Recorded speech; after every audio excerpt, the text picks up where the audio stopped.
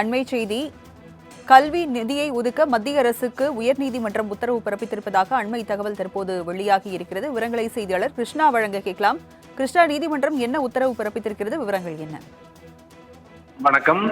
கட்டாய கல்வி உரிமை சட்டத்தின்படி தனியார் பள்ளிகளில் ஏழை மாணவர்களுக்கான 25% இடஒதுக்கீட்டுக்கான மாணவர் சேர்க்கை இந்த ஆண்டு இதுவரை துவங்கவில்லை என்று கூறி கோவையைச் சேர்ந்த மறுமலர்ச்சி இயக்கம் என்ற அமைப்பின் நிர்வாகி ஈஸ்வரன் என்பவர் சென்னை உயர்நீதிமன்றத்தில் வழக்கு தாக்கல் செய்திருந்தார்.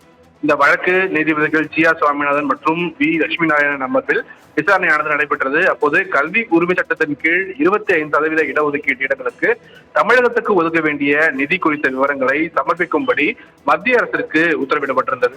இந்த வழக்கு கடந்த முறை விசாரணைக்கு வந்தபோது மத்திய அரசு தரப்பில் ஆஜரான கூடுதல் சொலிசிட்டர் ஜெனரல் ஏ.ஆர்.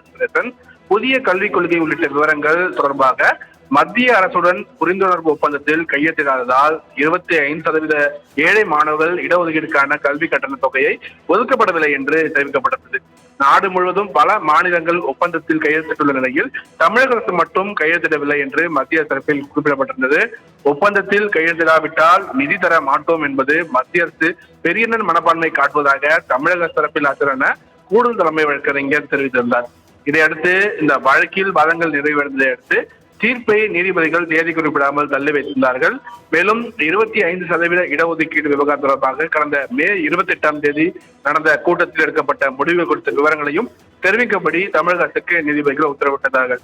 அதன்படி இந்த வழக்கில் இன்றைய தினம் தீர்ப்பளித்த நீதிபதிகள் ஜி ஆர் சுவாமிநாதன் மற்றும் நீதிபதி லட்சுமி நாராயணன் அடங்கிய அமர்வு கட்டாய கல்வி உரிமை சட்டத்தின் கீழ் 25% இடஒதுக்கீட்டு இடங்களுக்கு தமிழகத்துக்கு ஒதுக்க வேண்டிய நிதியை ஒதுக்க பரிசீலிக்க மத்திய அரசு பரிசீலிக்க வேண்டும் என்ற உத்தரவை தற்போது நீதிபதிகள் வழங்கியிருக்கிறார்கள். ராஜலட்சுமி, கல்வி நிதியை ஒதுக்க மத்திய அரசுக்கு சென்னை உயர்நீதிமன்றம் உத்தரவு பிறப்பித்திருக்கிறது. விவரங்களை வழங்கியதற்கு நன்றி கிருஷ்ணா.